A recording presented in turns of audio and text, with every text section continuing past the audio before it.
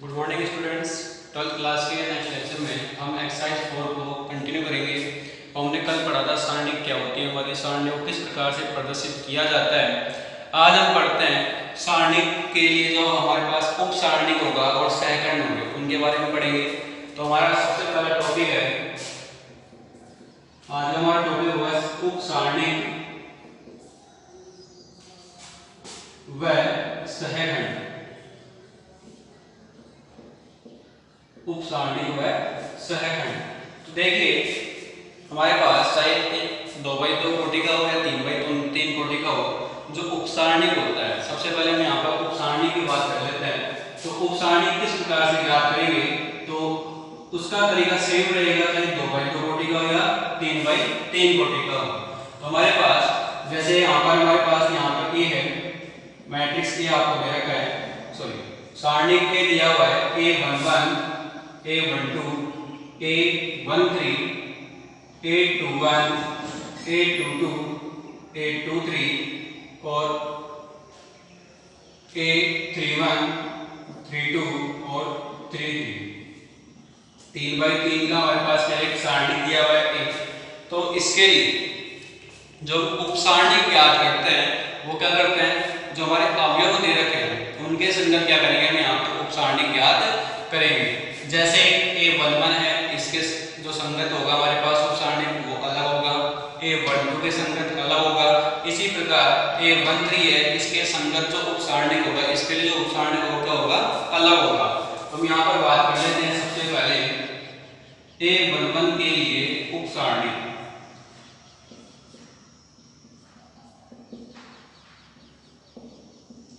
और देखिए कल हमने सारणी का मान निकाला था, 1 कोटि का, 2 कोटि का और 3 कोटि का हो। तो हमारे पास यहाँ पर सारणी के मान निकाले थे हमने। तो वहां पर जैसे 3x3 कोटि का निकाला था हमने, तो A11 लिया था, तो इसकी पंक्ति, पहली पंक्ति और इसका कॉलम जो क्या है C1 है, पहला कॉलम है, उसको तो छोड़ देंगे। और हमारे पास जो यहाँ पर बचेगा, जो हमारे पास एलिमेंट्स बच जाते हैं वही क्या होते हैं, उनको हम यहाँ पर सारणी के रूप में दर्शाते हैं। तो उप सारणिक जो हमारे पास यहाँ पर जिस सारणी के रूप में दर्शाते हैं उसको, जो छोटा सारणिक हमें मिलता है वही क्या है, उस अवयव के संगत या उस अवयव के लिए उप सारणिक का मान होगा। तो A11 है हमारा, A11 कौन सी पंक्ति में है, R1 में है, और कौन से स्तंभ में है, C1 में। ये C1 C2 और C3। तो देखिए जो A11 है R1 और C1 में है, तो R1 को छोड़ना है और C1 को छोड़ना है। इनके अलावा जो एलिमेंट्स बच गए, जो अवयव हमारे बच चुके हैं, उनको क्या करेंगे, सारणी के रूप में लिख देंगे। तो हमारे पास कौन से बचेंगे, A22 A23 और A32, यहाँ पर A33। क्लियर है। जो भी इनकी वैल्यू होगी, 2x2 ऑर्डर का जो मैट्रिक्स होता है उसको सोल्व करना आपको बताया गया है। इनको बदली बना करके हम क्या करेंगे, इनको हल करेंगे। तो यहाँ से A22 को A33 से मल्टीप्लाई कर लेंगे और माइनस A32 को A23 से मल्टीप्लाई करेंगे, तो हमें क्या मिल जाएगा, इसकी वैल्यू मिल जाएगी। तो हम यहाँ पर केवल बात कर रहे हैं A11 के लिए उप सारणिक। तो जो A11 होगा इसका उप सारणिक क्या आएगा हमारा, A22 A23 A32 और A33। अब बात करें A12 की, तो A12 के लिए उप सारणिक, A12 के लिए उप सारणिक की बात करते हैं। A12 किसमें है, पहली पंक्ति में R1 में और दूसरे स्तंभ C2 में। तो इन दोनों को छोड़ते हुए हमारे पास जो यहाँ पर बचेगा कौन सा आएगा, A21 बच गया, और इस कॉलम में A31। जो C3 कॉलम है उसमें कौन से एलिमेंट बचेंगे, A23 और A33। इसको एक सारणी के रूप में लिख दीजिए। ये क्या हो गया आपका, A12 के लिए उप सारणी। ठीक है। जो तीसरा एलिमेंट है पहली पंक्ति का, उसके लिए देख लेते हैं। A13 के लिए उप सारणी, तो A13 के लिए उप सारणी होगा वो होगा आपका, A13 कौन सी पंक्ति में, R1 में है, स्तंभ कौन सा है इसका, C3 है। तो R1 और C3 को छोड़ते हुए जो एलिमेंट्स हमारे पास यहाँ पर शेष बच गए, A21 A22 A31 और A32 इनको एक सारणी के रूप में दर्शा दिया हमने। सारणी कैसी है? 2 इंटू 2 क्रम। इसी प्रकार A21 के लिए हम क्या करेंगे? जो भी हमें क्वेश्चन में जिस अवयव के लिए पूछा होगा उसी अवयव के लिए हमें क्या करना होगा? सारणी ज्ञात करना होगा, उप सारणी ज्ञात करना होगा। तो उप सारणी ज्ञात करने के लिए आपको ध्यान में रखना है जिस पंक्ति में और जिस स्तंभ में वो अवयव है, जो हमारा जिस अवयव के लिए हमें क्या करना है? उप सारणी के यहाँ पर निकालना है। उस अवयव के लिए पंक्ति और जो स्तंभ आते हैं उनको छोड़ देना है और बाकी के जो एलिमेंट्स आते हैं, जो अवयव बचते हैं हमारे, उनको एक सारणी के रूप में दर्शा देना है।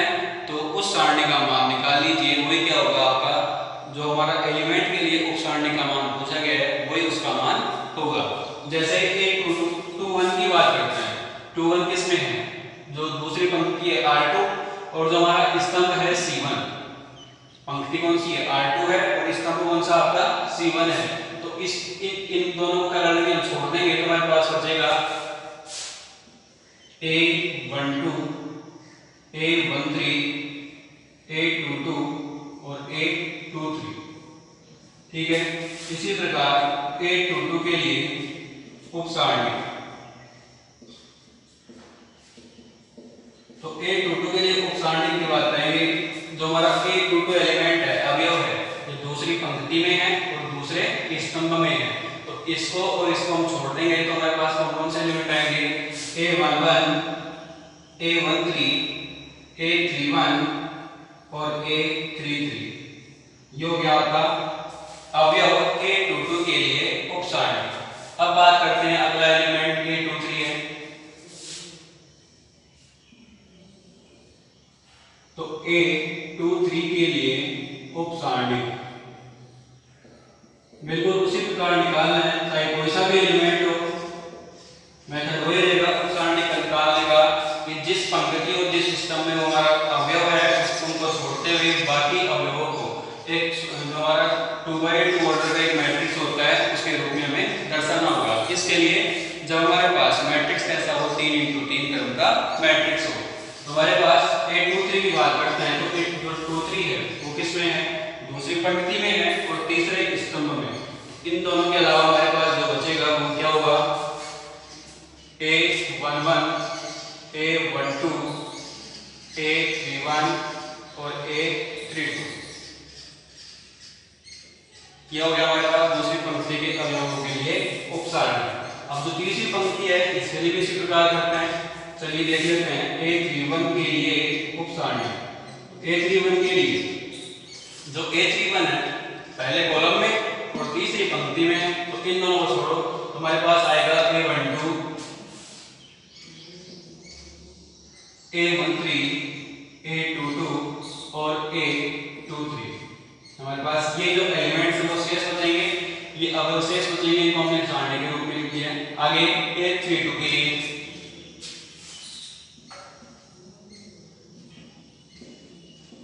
A32 के लिए जो उप सारणी होगा वो क्या आएगा हमारा? A32 किसमें? तीसरी पंक्ति में है और दूसरे स्तंभ में। तो इन दोनों छोड़ो, यहाँ पर बचेगा हमारे पास A11 A13 A31 और A33।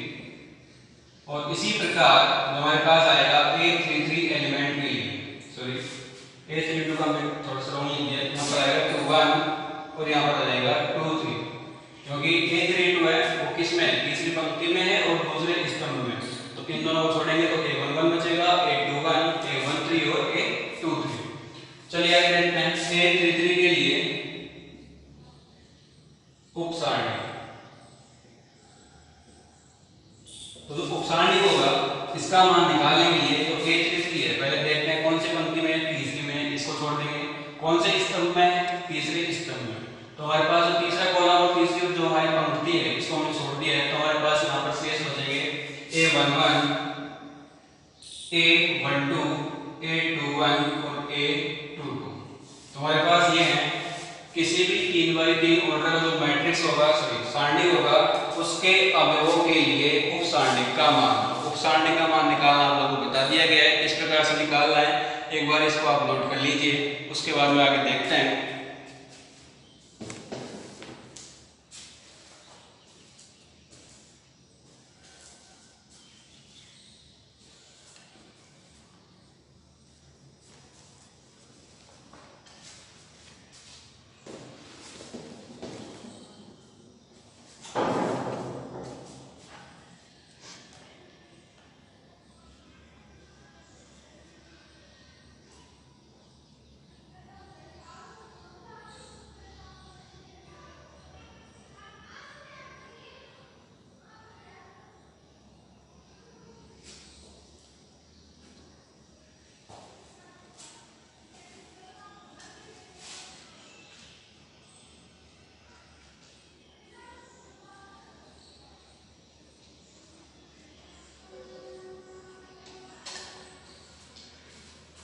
चलिए एक बात और पहले हमारे पास जो उपसारणिक है, जो उपसारणिक होगा चाहे कैसा भी हो, मैट्रिक्स ए है हमारा, तो हमारा A11 के लिए जो उपसारणिक है उसको हम दर्शाएंगे किससे? कैपिटल ए से। किससे दर्शाएंगे? कैपिटल ए से। और कौन से अवयव के लिए निकाल रहे हैं? A11 के लिए, तो यहाँ पे लिखेंगे A11। ठीक है, A11 जो हमारा होगा कैपिटल में वो क्या होगा? उपसारणिक को दर्शाएगा। उपसारणिक किसका है? जो हमारा A11 है, जो अवयव A11 होगा उसके लिए उपसारणिक क्या होगा? Capital A11। इसी प्रकार ये A12 के लिए है तो कैपिटल A12 या जाएगा आपका A13। ये A21 के लिए है तो कैपिटल A21, A22, ये हो गया आपका A23 और ये आ जाएगा A31, यहाँ पर लिखेंगे A32 और ये हो जाएगा A33। ठीक है, जो उपसारणिक होगा उसको किससे दर्शाएंगे? कैपिटल ए से। और यहाँ पर नीचे वही लेटर्स लिखने हैं, वही अंक हमें लिखने हैं जिस अवयव के संगत हम क्या करते हैं? उपसारणिक का मान यहाँ पर ज्ञात कर रहे हैं। चलिए आगे हम बात करें।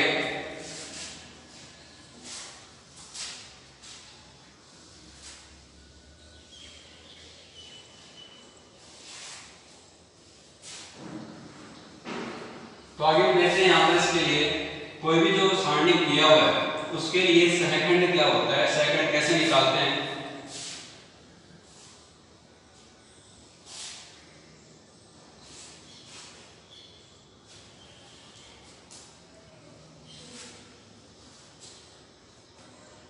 चलिए फिर से ये सारणी ले लेते हैं। जो सारणी ए हमारा, इसमें R1 पहली पंक्ति, R2 दूसरी पंक्ति और R3 क्या हमारी तीसरी पंक्ति। 3 into 3 क्रम का एक क्या हमारा ये सारणी दिया हुआ है। अब बढ़ते दूसरा पॉइंट इसका सहखंड। ठीक है, तो सहखंड की बात करें तो सहखंड के लिए हम क्या करेंगे? ये जो सहखंड होता है, मान लिया किसके लिए निकाल रहे हो? आई जे, हमारे पास जो कोई एलिमेंट है ए आई जे का सहखंड, ए आई जे का सहखंड क्या होगा आपका? -1 की पावर i प्लस जे, -1 की power i plus J multiply में यहाँ पर लिख दीजिए ए आई जे। और कैपिटल ए आई जे किसको डिनोट करेगा? उपसारणी को। ठीक है, यहाँ पर लिख देता हूँ मैं, ये क्या आपका उपसारणी। और उपसारणी कौन सा लेंगे? जिस एलिमेंट का सेकंड निकालना है उसी का क्या लेना है हमें? उपसारणी लेना है। जैसे हाँ, एक चीज और, जो ए आई जे का सेकंड होगा उसको हम दर्शाएंगे एफ आई जे से। ध्यान में रखना है, कैपिटल ए आई जे किसको दर्शाएगा? उपसारणी के लिए, और एफ आई जे किसको दर्शाएगा? सहखंड के लिए। ये किसको दर्शाता है? आपका सहखंड। तो हम बात करते हैं F11। F11 का मतलब क्या हो गया? A11 के लिए सहखंड, जो हमारा एलिमेंट है अवयव A11, इसके लिए सहखंड का मान, सहखंड का मान निकालेंगे तो यहाँ पर I और J का मान कितना हो गया? 1 और 1 हो गया। तो हमारे पास जो हमारा ये फॉर्मूला है इसमें हम रख देंगे तो -1 की पावर 1 + 1 और मल्टीप्लाई में A11। ठीक है, अभी हमने उपसारणी निकालना सीखा है। तो सबसे पहले तो -1 की पावर कितनी हो गई? 2 हो गई। A11 जो उपसारणी होगा A11 के लिए वो क्या होगा? A11 किसमें है? पहली पंक्ति और पहले स्तंभ में है। तो इन दोनों को छोड़ते हुए जो हमारे पास यहाँ पर बचता है उसको लिख दीजिए A22, A23, A32 और A33। ठीक है, तो हमारे पास ये आ जाएगा -1 की पावर 2 है तो क्या आएगा? प्लस का 1, और प्लस का 1 नहीं लिखेंगे, डायरेक्ट लिखेंगे यहाँ से A22, A23, A32 और A33। ये क्या है आपका F11। अर्थात जो हमारा एलिमेंट है अवयव है A11 उसके लिए सहखंड का मान निकाल सकते हैं। आपको ये फॉर्मूला याद रखना है। ठीक है, ये आपको पता होना चाहिए। कैपिटल ए आई जे क्या होगा? इसके अंदर उपसारणी होगा, एफ आई जे आपका क्या होगा? सहखंड होगा। आगे हम बात करें F12 की। तो F12 की बात करेंगे तो -1 की पावर i की वैल्यू कितनी हो गई? 1 हो गई, और j की वैल्यू कितनी हो गई? 2 हो गई है। तो यहाँ पे लिखेंगे -1 की पावर 1 + 2 और यहाँ पर सारणी कौन सा? उप सारणी कौन सा A12, कौन सा लिखेंगे A12। जो नंबर यहाँ पर है वही नंबर का होगा यहाँ पर होगा, तो यहाँ पर लिखेंगे -1 की पावर कितनी होगी 3 हो गई। और जो आपका सारणी है उप सारणी A12 कौन सा होगा, A12 के सापेक्ष पहली पंक्ति दूसरा स्तंभ को छोड़ना है, तो यहाँ पर आ जाएगा A21 A23 A31 और A33। ठीक है, -1 की घात कितनी है 3 है, दिशा में इसलिए क्या आएगा यहाँ पर माइनस आएगा, माइनस करें और यहाँ पर ये सारणी कैसे कैसे A21 23 31 और A33। ठीक है, अब हम बात करें F13, तो F13 की बात कर रहे हैं तो I की वैल्यू कितनी होगी 1 होगी और J की वैल्यू कितनी होगी 3।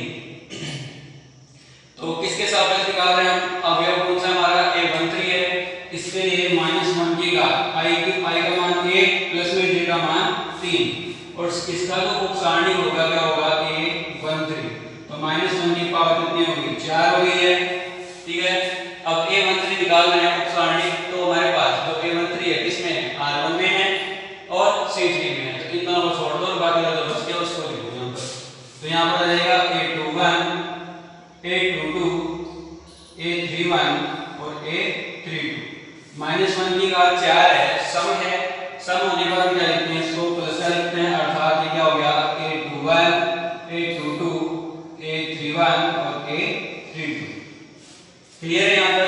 इसी प्रकार से क्या करेंगे दूसरी पंक्ति और तीसरी पंक्ति के जो अवयव हैं उनके लिए भी क्या निकालेंगे, क्या निकाल सकते हैं सहखंड निकाल सकते हैं। बस आपको फॉर्मूला याद होना चाहिए, जैसे A22 के लिए निकालना हो हमें, तो 22 के लिए क्या होगा -1 की पावर 2 + 2 कितनी हो गई 4 हो गई, तो कितना हो जाएगा प्लस का 1 और यहाँ पर आ जाएगा A22 उप सारणी किसके लिए A22 के लिए जो हमने अभी पीछे किया है।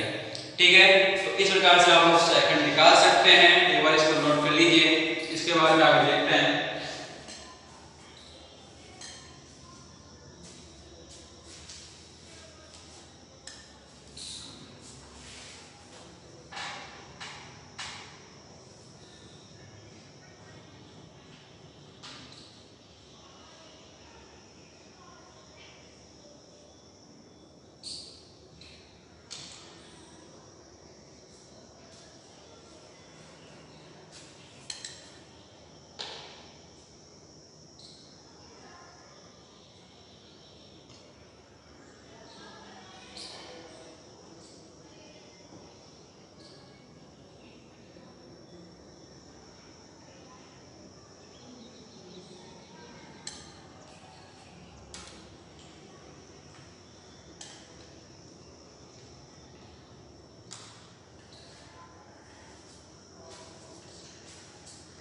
चलिए आगे देखते हैं। तो देखिए इसके अंदर हमने जब 3 × 3 जो कोटि का सारणी था उसका मान निकाला था, तो हमने क्या किया था, जो पहला एलिमेंट था A11, उसके बाद में एक सारणी लिखा था, बीच में माइनस लगाया A12 और फिर सारणी बनाया प्लस में A13, यही काम किया था हमने। तो देखिए यहाँ पर जो ये प्लस और माइनस है किस प्रकार से आ रहे हैं, जो हमारे सेकंड है A11, हम यहाँ पर A11 लिख रहे हैं, तो A11 के लिए जो हमारा सेकंड होगा, सेकंड क्या होगा F11 होगा, ये कैसा है आपका प्लस का है, इसलिए वहां पर कैसा साइन है प्लस का साइन है।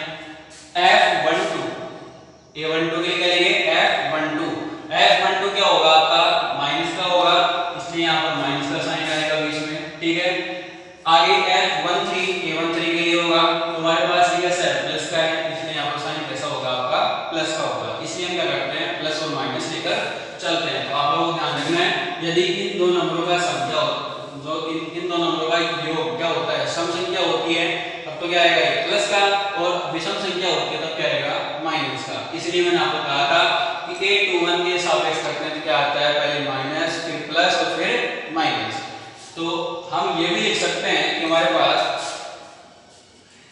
कि कोई जो 3 × 3 क्रम का कोई सारणिक है उसका मान हम इस प्रकार से दर्शा सकते हैं कि जो किसी भी पंक्ति या किसी स्तंभ के सापेक्ष जो हम क्या लिखते हैं उसका मान लिखेंगे, तो उस पंक्ति के जो अवयव होंगे या उस स्तंभ के जो अवयव होंगे उनको संगत सहखंडों से, जो उनके संगत सहखंड हैं उनसे गुणा करते हुए क्या कर सकते हैं, दर्शा सकते हैं।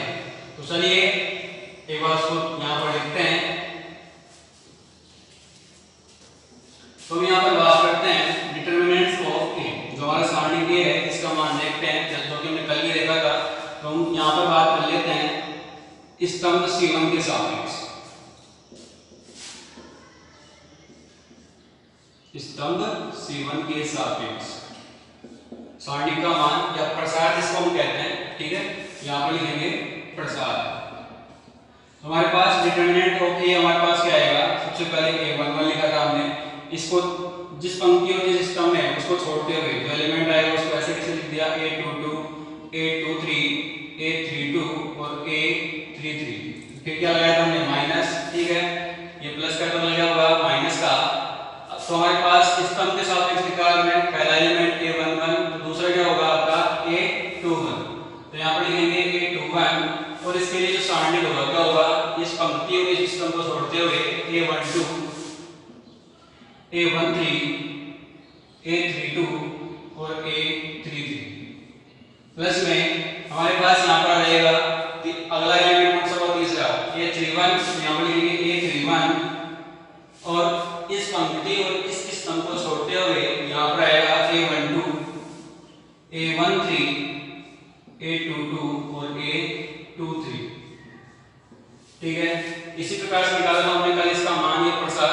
अब देखिए जो हमारे पास A22, A23, 32 और 33 है, ये क्या होगा हमारे पास, इसको हम क्या लिख सकते हैं, A11 मल्टीप्लाई में F11, जो सहखंड निकाला है हमने अभी भी, जो F11 निकाला था वो क्या था, -1 की पावर कितनी थी, 1 + 1 और साथ में A11। तो यहाँ पर ये कितना हो गया था, प्लस का 1 बन गया क्योंकि -1 की पावर कितनी है, 2 है। A11 का मान निकालोगे कितना आएगा, A22, 23, 32 और A33। पहली पंक्ति और पहले स्तंभ को छोड़ दो, जो हमारे एलिमेंट बचेंगे वही क्या होंगे हमारे यहाँ पर इसके सेकंड के मान में आ जाएंगे, धनात्मक होगा इसलिए प्लस का है। तो हमने यहाँ पर A11 के साथ में F11 लिख दिया है, ठीक है। अब आगे देखें A21 है, तो A21 के लिए F21 निकालें तो -1 की पावर 2 + 1 कितनी हो गई, 3 हो गई। विषम है इसलिए कैसा हो गया, माइनस का, और साथ में यहाँ पर क्या आएगा A21। और A21 की बात करें तो दूसरी पंक्ति और पहला स्तंभ छोड़ते हुए हमारे पास जो अवयव हो जाएंगे A12, A13, A32 और A33। तो हमारे पास जो एलिमेंट्स यहाँ पर बच रहे हैं उनको हमने सारणी के रूप में लिख दिया है। तो माइनस के साथ में ये जो सारणी है किसके बराबर होगी, F21 के बराबर होगी। किसके बराबर होगी, F21 के। तो हम इसकी जगह क्या लिख सकते हैं, माइनस को साथ में लेकर के F21 लिख सकते हैं। यहाँ पर लिखेंगे प्लस में A21 और F21। प्लस क्यों लगाया है, क्योंकि जो माइनस है वो किसके अंदर आएगा, हमारा सेकंड के अंदर आएगा, ठीक है। यहाँ पर जो माइनस आता है किसके कारण आता है, सेकंड के कारण ही माइनस आता है हमारे पास। आगे देखिए प्लस में इसको भी लिख सकते हैं A31 मल्टीप्लाई में F31। तो हमारे पास जो स्तंभ C1 है इसके सापेक्ष इसका प्रसार है, इसका मान होगा सारणी का, वो हमारे पास यहाँ पर हमने लिखी है शॉर्ट फॉर्म में। आप लोग F11 का मान निकाल के इसमें डायरेक्टली सारणी बना देंगे, फिर प्लस F और F21 का मान निकालेंगे तो माइनस का ये सारणी मिलेगा, ये मान रख देंगे। प्लस में हमारे पास आगे A31 के सापेक्ष ये सभी। इसी प्रकार आप लोग चाहो तो R3 के सापेक्ष निकाल सकते हो। R3 के सापेक्ष प्रसार क्या होगा, इसका डिटरमिनेंट हो गया इज इक्वल टू R3 के सापेक्ष निकाल रहे हैं। R3 में कौन कौन से अवयव हैं, A31, 32 और 33।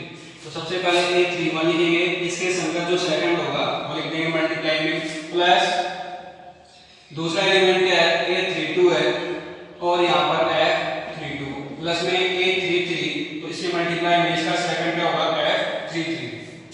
ध्यान रखना है यहाँ पर प्लस लगाना है, हम क्या कर रहे हैं, सेकंड लिख रहे हैं।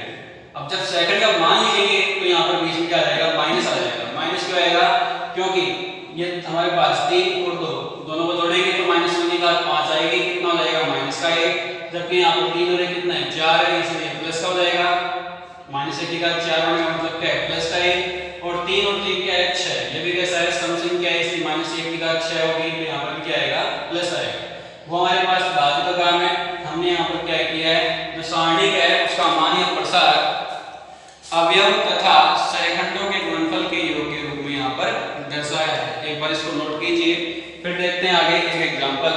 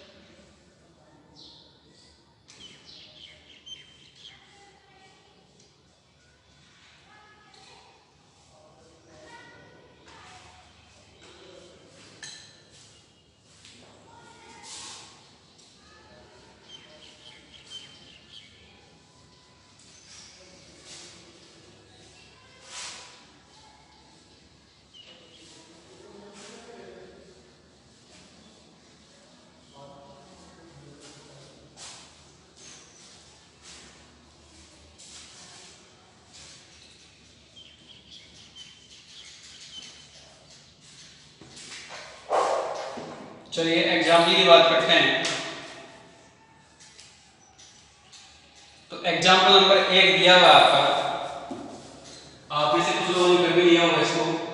एग्जाम्पल नंबर 1 दिया हुआ है सारणी 2 4 2 -3 का मान ज्ञात कीजिए। तो आप लोगों को जो सारणी दी हुई है इसका मान ज्ञात करना है। तो मान ज्ञात करने के लिए मैंने आपको बताया था कि जो 2 होगा उसको -3 से मल्टीप्लाई करेंगे, बीच में माइनस लगाना है। हमारे पास जो नीचे वाला 2 उसको 4 से मल्टीप्लाई करेंगे, अर्थात वज्र गुणा करना है 2 × 4 कितना जाएगा आपका 2 × -3 कितना आ गया -6 माइनस में 2 × 4 कितना जाएगा 8 तो कितना हो गया -14। ये क्या आपका इस सारणी का दिया हुआ मान है। अब देखिए अगर हम इसको सेकंड के रूप में देखें या उपसारणी के रूप में देखें तो हमारे पास जो पहली पंक्ति है या पहला स्तंभ ले लो या पहली पंक्ति ले लो। चलिए पहला स्तंभ ले लेते हैं। तो पहला स्तंभ आपका 2 और 2 है, तो सबसे पहला एलिमेंट आपका है 2 के संगत आपका उपसारणी क्या होगा, हम इस पंक्ति को और इस स्तंभ को छोड़ देंगे तो हमारे पास मान कितना बचेगा -3 और -3 होगा उसको इस एलिमेंट से मल्टीप्लाई कर देते हैं जो हमने 3 × 3 कोटि का देखा है। वहां पर सारणी बनती है, साथ में यहाँ पर सारणी ना बन के एक एलिमेंट ही हमें मिलेगा। कोई दिक्कत नहीं है, आप लोग डायरेक्ट भी आ सकते हैं, तो आपस में मध्य गुणा करना है और घटाना है बीच में से। तो हमारे पास इसका आंसर आ गया सारणी का मान। एग्जांपल नंबर 2 की बात करें तो एग्जांपल नंबर 2 है आपका सारणी दिया हुआ है cos थीटा -